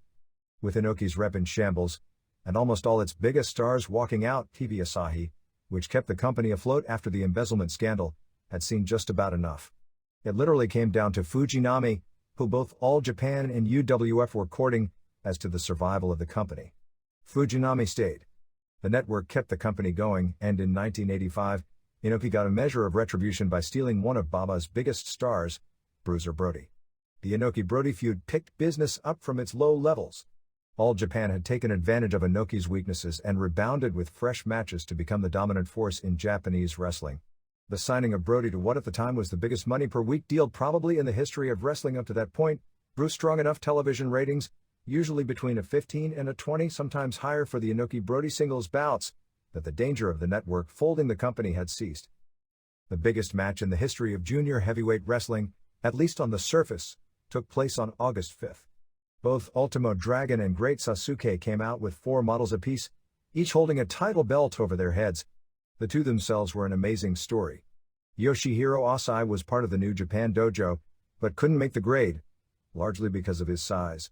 But he wanted to be a wrestler so bad that, similar to Keiichi Yamato a few years earlier, he flew to Mexico and in a foreign country knowing nothing except that it was the land of mil mascaras, turned himself into a great wrestler and returned to Japan and made a big hit. Masinori Murakawa, who came from a more upper-class background, would literally follow wrestling tours around the country as a teenager. He turned pro with a couple of his friends as an undercard green wrestler in the lucha-style promotion run by Shinma's son where Acai had become the top draw. Murakawa first went under the name Masa Michinoku, which means Masa on the way. Current wrestler Taka Michinoku is not his brother, but a kid who grew up wanting to be the next Takata on the way. Acai became Murakawa's teacher and as often happens, within a few years, the student surpassed the teacher, doing daredevil moves that were beyond anything seen to that point in Japan. The great Sasuke started to develop a following. Murakawa started his own lucha promotion in Japan, doing the bookkeeping himself in the morning, and became the Japanese version of Smoky Mountain Wrestling, going into tiny villages at the local high school or rec center running shows in which they ran on such a tight budget that they didn't even bring chairs. The fans would sit on the floor and watch the matches from close range. Now that they're more successful, sitting on the floor and watching Michinoku Pro has become a cult thing in the northeastern section of Japan. Nobody that goes to the shows wants to sit in chairs. It was the biggest match of their careers, but like everything else in wrestling, things don't always end up as they seem. 1. Otani beat Nagata in 12:56 with an Achilles tendon submission. After Otani's great performance the previous night, he did a totally different match this time, total UWFI style on the mat, exchanging holds with some suplexes at the end. A great opener. 3.5 stars. 2. Goto pinned Hiro Saito in 10:42 after 2 back suplexes. The first half of the match was terrible, mainly brawling with no heat. Saito picked things up and carried Goto to a really good and very heated last few minutes, doing senton after senton on him for near falls. 2 stars. 3. Kobayashi and Nagami beat Liger and Samurai in 14:24. Liger did a lot of comedy early. Eventually the heel stuff pile drove him on the floor. Kobayashi did a superplex on Samurai and Nagami followed with a splash off the top, the old power and glory finisher, for a near fall. Samurai also kicked out of a stuffed powerbomb and Kobayashi's trademark fisherman suplex. Finally Liger mad the hot tag and eventually gave Kobayashi a plancha. In the ring, Samurai got a near fall with a German suplex on Nagami. When he tried a second, Nagami reversed it and used a rolling German suplex, a series of 2 in a row, rolling and holding on to the first once, to score the pin. 3.25 stars. 4. Fujinami beat Nishimura in 7:32 with an abdominal stretch, one of Inoki's 70s finishers that was called in those days the Grand Cobra Twist. Another dead match with Fujinami using a total 70s style, including doing 2 Billy Robinson backbreakers to set up the abdominal stretch. 1/4 star. 5. Hashimoto and Kojima beat Akitoshi, Saito and Ohara in 13:48. This match was incredible. Hashimoto limped to the ring and the New Japan doctor got in his way and tried to tell him not to work. Hashimoto shoved him aside, but then while in the ring, apologized to him. The doctor stayed at ringside during the match and kept teasing he was on the verge of stopping it. Kojima reminds me of the Nasty Boys with similar charisma but a lot more talent. Ohara and Kojima slapped the hell out of each other. Hashimoto tagged in and they went right for the right knee. The match had tremendous heat and was worked more of a US faces versus heel style with Ohara and Saito continually working the knee. Finally Hashimoto hit a DDT on Ohara and tagged out. Kojima was doubled on but kicked out of a power bomb. After a few more near falls on Kojima, with his back turned, Hashimoto slapped Kojima's back without him knowing it to tag in. They continued working the knee with Hashimoto making explosive comebacks. Finally Hashimoto went for his brainbuster, and at the top, teased the knee giving way as it had the night before. Finally the knee gave out again in the middle of the move, but Ohara was already up, so Ohara landed even harder on his head and was pinned. Ohara was carried from the ring while Hashimoto laid there immobile for several minutes before being helped back. An incredible performance by Hashimoto. 4 stars. 6. Sasuke captured all 8 belts pinning Dragon in 13:56. The match had great atmosphere between all the belts and the teacher versus student storyline, with Yuji Yasuroka seconding Dragon and Tiger Mask seconding Sasuke. They started with fast moves like arm drags in the ring. Dragon used the Dragon Screw into a Texas Cloverleaf for a near submission. Later Dragon faked a dive, then backed off, and went for the tope. Dragon then hit the move he made famous, the Acai moonsault, but all the years of doing moves like that have taken its toll and his right knee went out. In the ring he used a brainbuster and Liger bomb for near falls but was limping really bad. With both men standing on the top rope, Sasuke did a standing drop kick which sent Dragon to the floor. Sasuke hit his own Acai moonsault and got up limping as well. In the ring Sasuke missed a moonsault and Dragon used a tiger suplex for a near fall. Dragon went behind Sasuke while both were on the top rope to do a Rana off the top, but turned it into a Hurricane Rana for a near fall.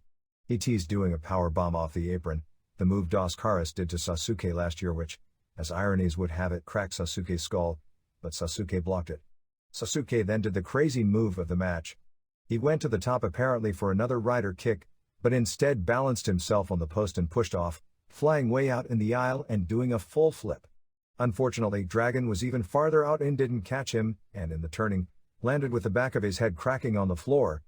It was serious enough that he groggily got into the ring and told the ref he was hitting the finish as quick as possible. Sasuke missed another moonsault. Dragon got a near fall with La Magistral.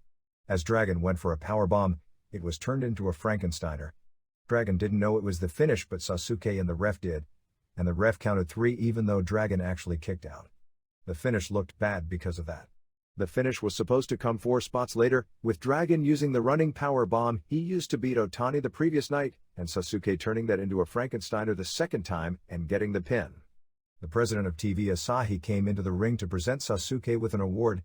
Somehow I don't think the president of NBC would do that after the main event at WrestleMania. Sasuke left amidst a celebration carrying 6 belts around his arms and wearing 2 around his waist. 4 1/4 stars. Inoki came out to a thunderous ovation every night just before intermission, ovations the likes of which no other wrestler alive could get except in their wildest imagination. When he came out this time, he mentioned how spectacular a match it was and that it must have been, since when he was a wrestler, he only had 1 belt. 7. Chono 4 beat Yamazaki 2 in 12:25 in a B block match. It started fast and soon slowed. Then Chono got heat working on Yamazaki's fingers. Yamazaki got a choke right in the middle with apparently no escape, however Chono broke it by going after the finger again. Chono finally got the STF in the middle, and at the same time bent the bad hand back in a wrist lock, and Yamazaki submitted. 2 stars. 8. In a match to determine the A-Block Championship and a slot in the finals, Choshu, 8, beat Sasaki, 4, in 15-13. Another teacher versus protege match with great heat. Very stiff but also simple when it came to moves. They traded headbutts and Sasaki kept using the power strangle for near submissions and Choshu having to go to the ropes. By the 3rd time, there was super heat. After Choshu broke the move, Sasaki went for a pin but Choshu kicked out to a huge pop. Choshu then began hitting lariats, but on the 3rd one, Sasaki caught him in the Ipponse but somehow while doing the move, Choshu caught him in a Hickson Gracie choke while on top. Sasaki was smothered underneath and you couldn't see him as Choshu had him buried. Referee was selling it like crazy, frantically trying to check Sasaki but being unable to see him tap or go out. After a long time with Choshu on top, the ref stopped the match. What hurt the finish was when Sasaki finally got up, he complained to Hattori that he had never submitted, and Choshu then hit him with a lariat and ordered Hattori to count to 3. The American-style post-match was flat and kind of killed Sasaki the next night. Apparently the original plan was for Sasaki to beat his teacher for the first time on this show, which would set up a playoff the next day after Sasaki beat Hashimoto, which Choshu would then win. 3 1/2 stars. 9. Muto 4 beat Koshinaka, 4, in 11:59 in a B block match. Muto needed the win here or he'd be mathematically eliminated. The match actually started out a little weak since Koshinaka's knee went out doing a spot, so the spot looked bad and Muto had to put him in a wrist hold. When he was recovered, they made up for lost time with Muto doing all his signature spots, handspring elbow, facebuster, drop kick off the top, and finally went for a Frankensteiner off the top rope but Koshinaka held on and Muto landed on his head. Koshinaka hit one big move after another for near falls which got big pops as Muto kept kicking out. Finally Muto hit the dragon screw and followed it with a drop kick off the top rope to the back. He put Koshinaka on the top as if he was going to Frankensteiner or superplex him, but instead used a dragon screw, followed by a moonsault and went for the figure 4, but Koshinaka turned it into an inside cradle for a near fall. Koshinaka then one big move after another in rapid succession for near falls before Muto caught him with another dragon screw and got the figure 4 on in the middle. Probably the best finish of the entire week. 4 1/4 stars. The show itself was the best one of the tournament. But the post-match had a bad note. Sasuke had to be taken to the hospital. He cracked his head in 2 places, landing doing the flip dive while kicking off the ring post. He needed 5 stitches to close one of the cuts, but fractured his skull, apparently similar to his injury against Dos Caras. He was then allowed to leave the hospital in Tokyo the next morning but had to check into the hospital in his hometown of Aomori in northern Japan. In the tournament, Hashimoto too technically got a forfeit win over Hirata, but it really didn't matter since he was mathematically eliminated. Choshu was in the finals. In the B block, Koshinaka, Chono and Muto all had 2-1 records and 4 points. Koshinaka had a match with Kojima, which he figured to win, and Muto and Chono were to face each other. If there was a tie, there would be a playoff with the winner facing Choshu later that night. After the UWF folded, Meita, Takata, Fujiwara and Yamazaki returned to New Japan in January of 1986, but it was a short but important trip. The wrestlers all had nowhere else to go. And New Japan needed them since it was trying to remove the stench from a screwed-up tag team tournament, which ended 1985. Inoki and Sakaguchi were scheduled to face Brody and Jimmy Snuka. A few days before the finals, Brody, who went to Japan in a bad mood to begin with, had a singles match with Sakaguchi, a huge former national judo champion, turn into a semi-shoot with Brody using his chain and attacking Sakaguchi's knee. Since Sakaguchi was the president of the company, Brody figured his days were numbered, and on the train as they were going to Tokyo for the championship match, Brody simply got off the train. Snuka, to show loyalty to Brody, got off with him. Trying to make the best of a horrible situation, a no-show in the tag tournament finals, Inoki and Sakaguchi wrestled Fujinami and Kengo Kimura in the impromptu finals, and for the first time, Inoki allowed his protege Fujinami to pin him. Meita's return was the next stage of the interpromotional angle, this time bigger than ever. There was more box office power in Inoki versus Meita than any wrestling match in company history. Only one problem. Meita absolutely refused to put Inoki over. At one point, booking without a finish in mind, or perhaps with the traditional double countout in mind, New Japan announced an Inoki vs. Meita match for Sumo Hall and sold all 11,000 tickets in a few hours. However, they had to change it to a 10-man tag match main event with the UWF vs. New Japan because Meita wouldn't put Inoki over, or even work with him, and worse than that, there was legitimate fear what Meita would do in the ring to Inoki. However, the Meita submission-oriented style, while able to sell a lot of tickets for the right dream match, wasn't as successful to the casual fans who didn't understand the less flashy submission moves. While 1986 educated a lot of casual fans to submissions and paved the way for the future success of shoot-style pro wrestling that followed a few years later, TV ratings fell and New Japan eventually lost its Saturday night prime-time slot. Meita was a combination charismatic star and problem. He couldn't work well with Americans, but had great matches with Japanese. They had a goldmine match but couldn't put it on because neither would do a job or even make the other look good, or for fear, like in Meita's famous match with Andre the Giant, it would turn into an uncooperative disaster. All these things built Meita's reputation with the younger fans, and he was still expected to be the Inoki of the future. That was only made clearer when New Japan went back to the old formula, the mixed martial arts match, booking a double main event on October 9, 1986, Meita against a former world light heavyweight kickboxing champion named Don Nakia Nielsen, Inoki against a former heavyweight boxing champion Leon Spinks. The show drew a sellout crowd, but more importantly, drew a 29 rating on television. Things couldn't have gone better for Meita, as he and Nielsen put on the greatest mixed match, at least up until that time, in history, while Spinks was a total disaster as an opponent to put over Inoki. The clamor was greater than ever to build the company around Meita. New Japan got another boost when the prodigal son, Choshu, returned in mid-1987 after leaving All Japan while holding its PWF heavyweight title, bringing back most of the wrestlers he took with him. Suddenly New Japan had talent like in the glory days, but so much damage had been done over the previous 4 years that neither the crowds nor television ratings picked up like everyone thought Choshu's return would do.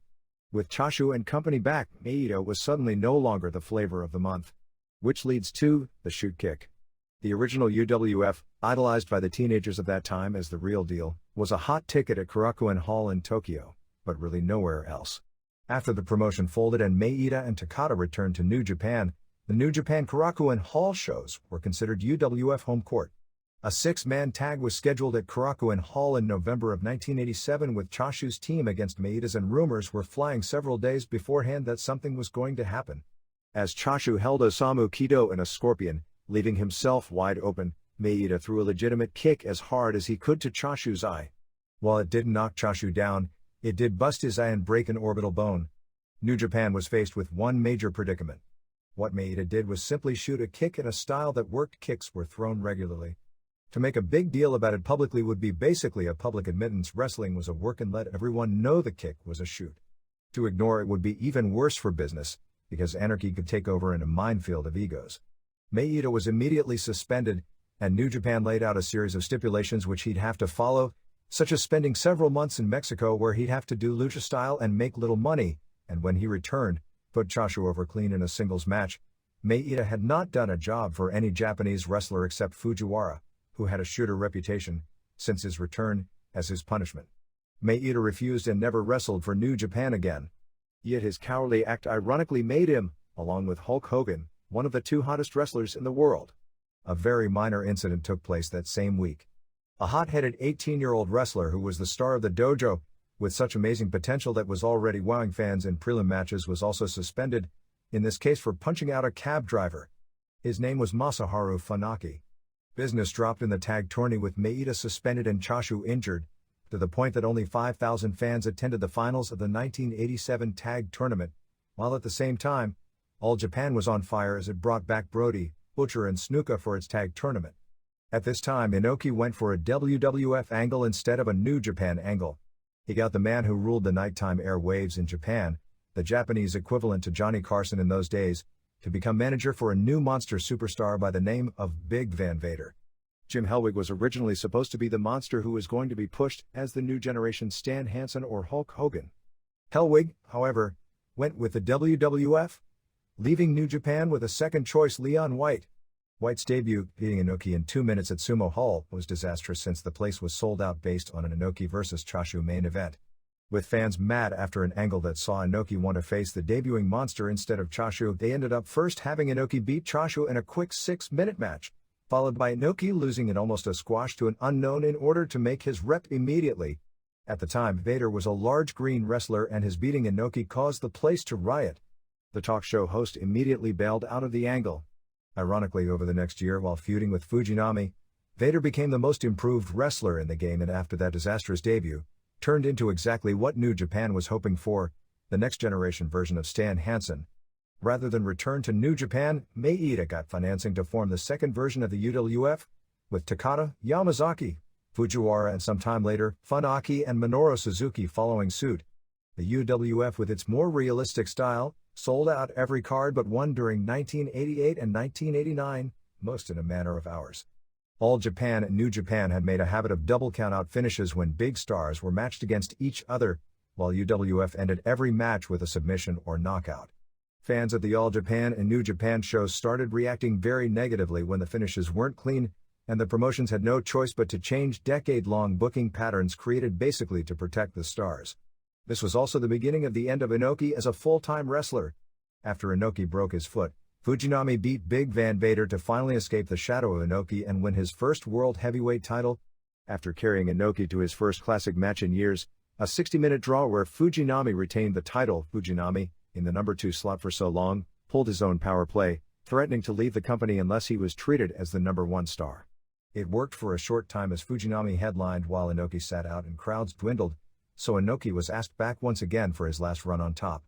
With business slow, Inoki went back to his past.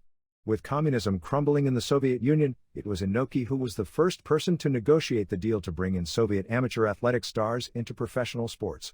The latest fake shoot, in that people believed these legitimate Soviets with no understanding or knowledge of pro wrestling wouldn't lay down and do jobs for wrestlers, led to the biggest crowd in the history of Japanese wrestling up to that point, 53,800 fans and a world record $2,781,000 house at the Tokyo Dome on April 24, 1989 to see Inoki, knowing it was time to change the formula, putting over Soviet judo champion Shota Chakayashvili via 5th-round knockout finish, thus finally losing his first mixed match and his World Martial Arts title.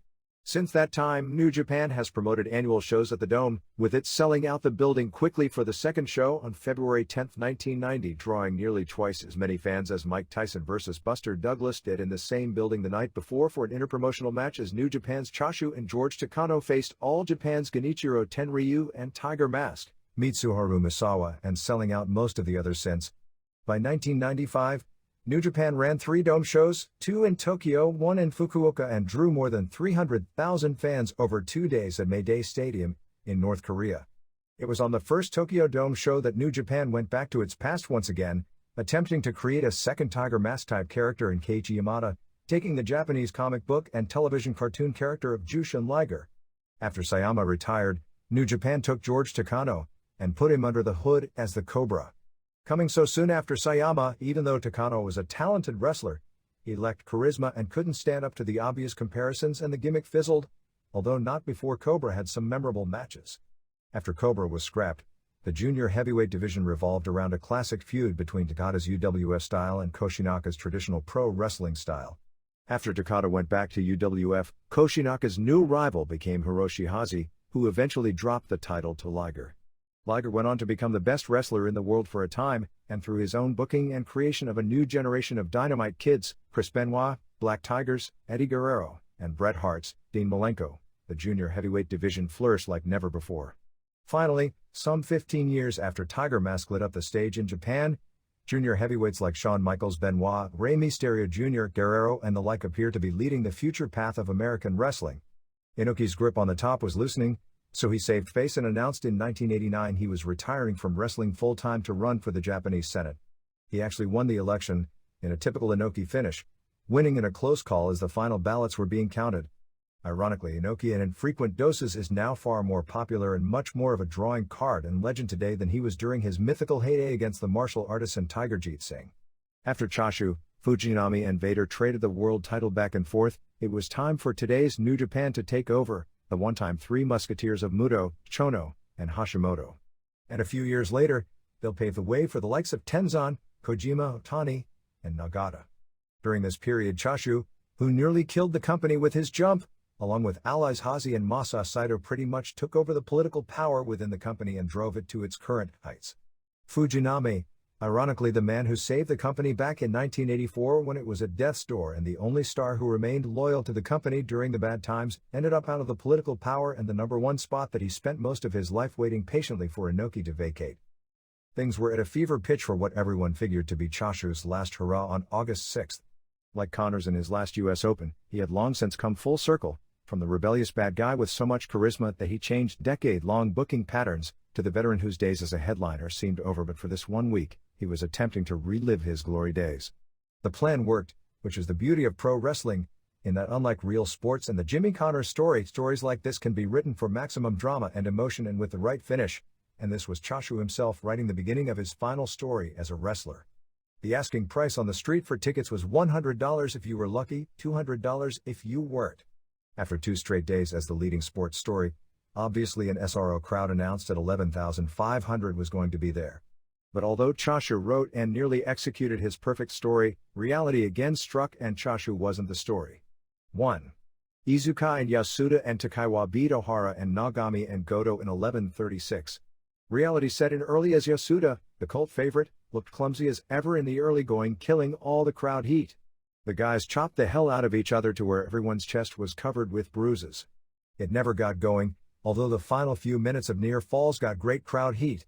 Yasuda pinned Nagami with a pathetic splash off the top rope, in that Yasuda's feet landed on the mat well before his body landed on Nagami. 1 1/4 stars. 2. Nagata and Nishimura upset Hiro Saito and Tenzan in 11:32. This wasn't good either, even with Nagata involved. Nishimura was dead, and Saito left his working shoes in the match with Goto. The crowd popped big for the finish, as Saito missed a senton off the top rope and Nagata came back with a Kopo kick and an inside cradle. 1 1/2 star. 3. Kojima 2 upset Koshinaka. 4. To eliminate him from the B block in 10:33. It started out hot with stiff clotheslines back and forth and lots of no-sell spots. Koshinaka did a great job carrying the match, since Kojima really doesn't have much of a repertoire outside of a great clothesline and a sloppy moonsault, but he's got an amazing amount of charisma live for someone so relatively young. The match ended up with near falls going back and forth in great heat. Koshinaka got near falls with all his signature moves. After a butt bump off the top, Koshinaka went for a power bomb, but Kojima blocked it. Kojima delivered a power bomb of his own for a near fall, but missed a moonsault. Koshinaka then wrapped Kojima up in an inside cradle, but Kojima reversed it and scored the pin, the biggest victory thus far in his career. The place went nuts for this finish, and afterwards Kojima climbed the ropes, and basically did a Nestia plunge backwards into the ring, almost as if he fainted in disbelief of scoring such a big win. 3 3/4 stars. 4.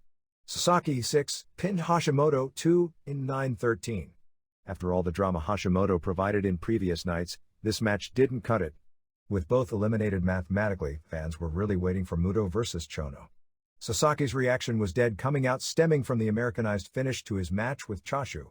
And while Hashimoto got an awesome reaction, the tag match the night before played out the knee injury storyline to perfection, and to the crowd, it was like they blew their load in regard to Hashimoto the night before and weren't going to get up for the same thing so quickly. Sasaki opened with a dropkick to the knee and the scorpion. He continued to work on the knee throughout. Hashimoto made brief comebacks but mainly Sasaki dominated, and didn't look that good in doing so. The doctor came out again and teased stopping the match. Sasaki worked over the knee with a prison deathlock. They got up and heated up the crowd by spitting in each other's face and trading ultra-stiff blows. However, Hashimoto's mobility was gone and Sasaki hit him with a lariat and followed with an ipponze for the pin. It was a week of a crowd popping for upsets of this type, but this didn't quite cut it. 1 3/4 stars. 5. Chono 6 beat Muto 4 in 24:43 to win the B block and earn the match with Chashu. They did a fast open teasing their big moves, but then it went to the mat for a long time, and even with all the crowd interest, it actually got boring. They picked things up and it was the typical Muto vs Chono excellent match with the same spots from years past. Muto hit the handspring elbow and facebuster, but then messed up a Frankensteiner off the top as Chono held onto the ropes. Muto then got up and went for a German suplex, but Chono low-blowed him and Chono used Muto's own figure 4 on him. After a rope break, the two traded Yakuza kicks and drop kicks back and forth reminiscent of their 1992 G-1 tournament match. Chono got the STF a few times, including once on the floor after Muto missed a handspring elbow and hit the guard railing. Muto came back with a windsprint clothesline, but Chono caught him with a kick to the face. Chono got back in the ring and Muto had to crawl in on his hands and knees. Muto hit a Frankensteiner for a near fall but missed a moonsault and Chono put on the STF for a long time. The teasing of this submission before the rope break was probably the best job of the entire week, and that's saying a lot because that is one spot that was worked off into perfection. Finally, Muto hit the dragon screw, hit the moonsault and went for the figure 4, but right before he locked it, Chono caught him with a low blow and pinned him with an inside cradle. Fans were throwing their drink cartons like crazy in appreciation for the quality of this match. 4 stars. Inoki came out after this match to the same frenzied reaction he'd been getting doing the same thing in the same spot all week. This time he mentioned that 2 years ago he started his final countdown to retirement and joked that, "That's been an awful long countdown."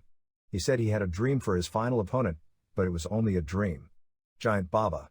6. Fujinami and Kido beat Kimura and Kobayashi in 12:37 when Fujinami gave Kobayashi 2 Billy Robinson backbreakers and made him submit to the abdominal stretch. Just awful. The fans were laughing about how bad it was, which is sad because Fujinami was once the best worker in the business and his character can't do comedy. Missed spots everywhere. 1 star. 7. Casas and Otani beat Liger and Samurai in 13:19. The crowd was actually kind of dead for this match early, even though Casas and Otani looked good carrying things. Casas, who's always bandaged up from a cut 2 days earlier, did a nice tope on Liger. Things picked up from there, although Otani hurt himself during the match as he appeared to be dropped on his shoulder more than his back in receiving a stuffed powerbomb and was holding his neck the rest of the match and bleeding from the mouth. Casas pinned Samurai with La Magistral. 3 1/4 stars. Liger then was given the house mic.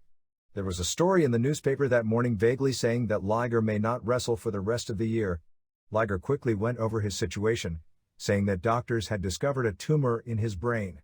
He would be undergoing a biopsy to see if it was malignant later in the week, and would have an operation later in the month, August 23rd to be exact, to have it removed. If it's benign, he expected to return to the ring. If it's malignant, his career could very well be over, and asked the crowd to pray for him. His music played and he received a thunderous send-off, as fans realized it could be for the last time as an active wrestler. 8. Chashu pinned Chono in 13:45 to win the G1 tournament. Chashu was fired up coming off the blocks with 3 Saito suplexes for near falls. Chono then went after Chashu's bad knee. After too many no-sell spots by Chashu to the point he was killing big moves, Chono got the match story going with an STF on the floor. After Chono broke the hold and got in the ring, Chashu laid almost motionless, as if he'd passed out from the pain. Fujinami, his most famous rival, who was at ringside cheering him on, slapped Chashu in the face several times to awaken him. Chono got him in a half crab in the ring and there was a huge pop when Chashu made the ropes. Chono spit on Fujinami and pile-drove Chashu twice, but Chashu kicked out. He went back to the SDF but Chashu got to the ropes again. Chashu made a comeback with 2 lariats and a scorpion, but Chono made the ropes.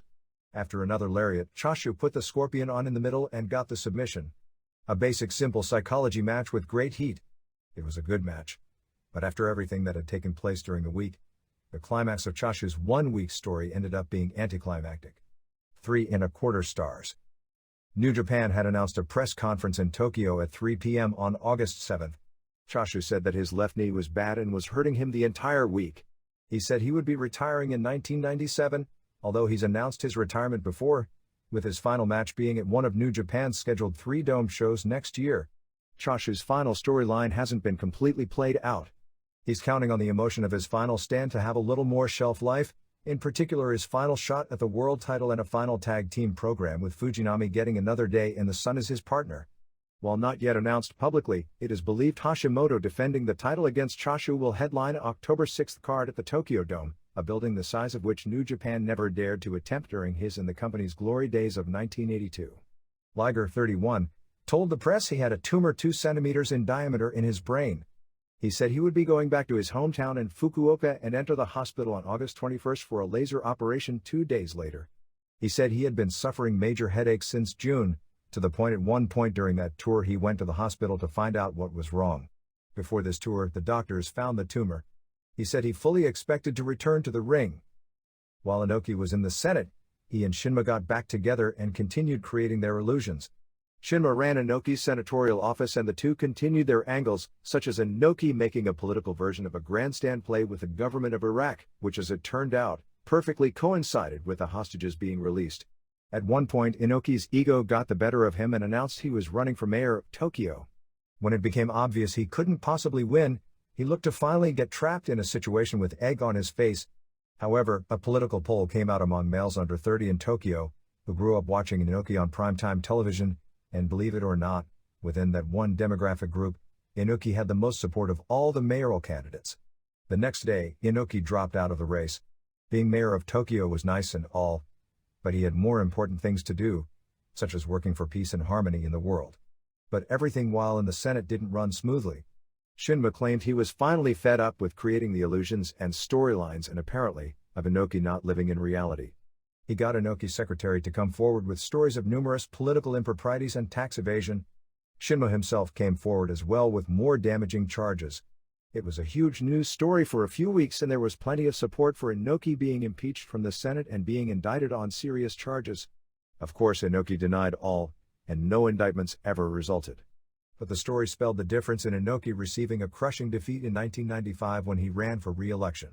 New Japan continued the same training program that has created more Hall of Fame caliber wrestlers over the past 2 decades than all others combined. Inoki, much as he would have liked to, had his chance with Ali to do something athletically real 2 decades ago but couldn't pull it off. His hated rival and other prodigal son, Meita, wanted to do the same thing but was also held back by the fact he, too, was just a pro wrestler, although he's taken wrestling one step closer to reality. Some 17 years after the Ali fiasco, mixed martial arts matches have become something of the rage. And the final generation right out of New Japan's camp, Funaki, has actually become the sports reality that Inoki's fantasy and Meita's dream were of becoming. But Funaki's comparative success today as compared with Inoki and Meita in their heyday has also been proof that fantasy is often far more powerful than reality. The single greatest angle in the history of wrestling took place in September of 1995, the New Japan vs. UWFI feud which led to the Muto vs. Takata match. By this time, the man who specialized in the concept, Inoki, had almost nothing to do with New Japan's business and is basically a figurehead brought before the fans on big shows. It's the Choshu show and his biggest angle resulted in an unprecedented 3 Tokyo Dome sellouts over a 7-month period and more than $20 million in live revenue, gates plus concessions, over the 3 shows including the biggest money live show of all time. It was the same old trick. Create a promotion versus promotion feud and put together a match that fans believe because the stakes are so unbelievably high, that fans believe nobody will do the job and they actually believe they're going to see something real. Whether it was Inoki versus Kobayashi, Inoki versus Ruska, Inoki versus Kimura, Inoki versus Chakayashivili, or the elusive Inoki versus Meita, or the biggest one ever Muto versus Takata, the story is basically the same, the characters are just updated. We'll be doing a double issue next week to catch up everything in the United States. A few headlines. Ahmed Johnson is scheduled to undergo kidney surgery on August 12, so he's out indefinitely, and the match with Farouk Azad, Ron Simmons, at SummerSlam has been scrapped. Jeff Jarrett quit USWA and will sit out until starting with WCW in early October. Mr. Pogo suffered a serious neck injury on August 1 in Tokyo, taking a bump through broken glass and barbed wire onto pavement at an outdoor show in a match against Terry Funk. War has a show scheduled on October 11th in Osaka with Sasuke defending all 8 belts in a rematch against Dragon, and Mysterio Jr. defending his title against Psychosis. Current lineup for the September 22nd In Your House pay-per-view from Philadelphia is Cornette and Vader vs. Michaels and Lothario, Owen and Bulldog vs. Sid and scheduled as Johnson, but that could change, Guns vs. Godwins for tag titles, which also may change, Vega vs. Azad, Mankind vs. Mero and Undertaker vs. Goldust. At the Universal Valley Tudo show on August 4th in Tokyo, Marco was beat Steve Jenham, UFC 3 champion, in 145 via knockout. Oleg Toktarov beat Joe Charles in 442 and Hugo Duarte knocked out Harold Howard, UFC 3 seconds place, in 29 and Richard Hurd, a wrestler, beat Fred Floyd to win an 8-man tournament. The WWF's lawsuit against WCW, TBS and Eric Bischoff is scheduled to go to trial in New Haven on August 19, but rumors have it that it won't get that far. Steve Williams debuted on ECW's August 3rd show at the arena drawing 1,500 teaming with Tommy Dreamer to lose to Taz and Brian Lee when Lee pinned Dreamer. Sabu over Van Dam, Scorpio over Jericho, in his last ECW match, and Gangstas winning a 4-team elimination over Bruce Brothers. Samoan Gangstas and Eliminators to take the tag belts also on show. ECW lost its New York time slot before the first show aired. Apparently Channel 31 took one look at the tape, which was bought as an infomercial rather than regular programming, and decided it would never air anything of that type. It's been said before and it'll be said again, the lifeblood of wrestling in this country is television. And if ECW persists on having all the blood, the angles where the women get beat up and the swearing audible from the crowd chants and bleeping in interviews as a constant on the show, they aren't going to take anything but little baby steps when it comes to growth. A bikini contest with Sunny, Sable and Marlena will be on the free-for-all before SummerSlam. Pitbull number 1 Gary Wolfe suffered a broken neck and will be out of action for quite some time. They are playing it up as a skull fracture, which it wasn't, and a career ender, which it isn't expected to be but is very serious. New Japan and WCW have a joint single elimination tournament from September 19th to September 23rd in Japan, with first round being Chono vs. Sting, Koshinaka vs. Morris, Hashimoto vs. Hall, Muto vs. Regal, Choshu vs. Norton, Tenzan vs. Anderson, Luger vs. Sasaki and Fujinami vs. Flair. WWF drew 9,128 fans and $172,451 on August 2nd in Montreal at the Molson Center with the typical tour results. In the special match, Raymond Rougeau beat Owen Hart in a boxing match when Hart's second, George Chuvalo, a former heavyweight contender who fought Muhammad Ali in the early 70s, got tired of Hart's attitude and KO'd him. WCW beat WWF on August 5th in the ratings, WCW doing 3.0 in both hours, averaging a 3.0 and 5.4 share to Raw's 2.8 and 4.6.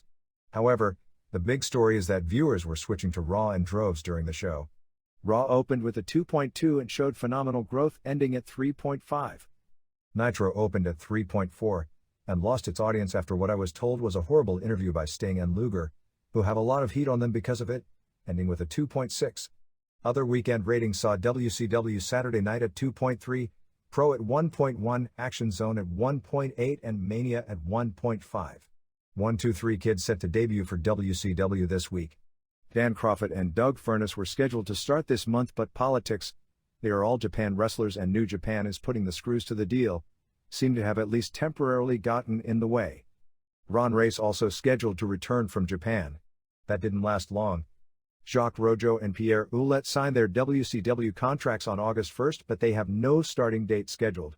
Horace Boulder, the nephew of Hulk Hogan, also signed a $125,000 per year deal, but again no imminent plans of him being used.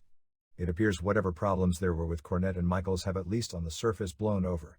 Pancrase pay-per-view tape September 7th with Suzuki vs. Ken Shamrock and Rutan vs. Funaki will air in the US on November 3rd, an experiment in moving to Sundays, the traditional wrestling pay-per-view night. Some talk of Yoji Anjo being in the next EFC pay-per-view show in. This is the end of this conversion. Be sure to comment and subscribe. See you next time.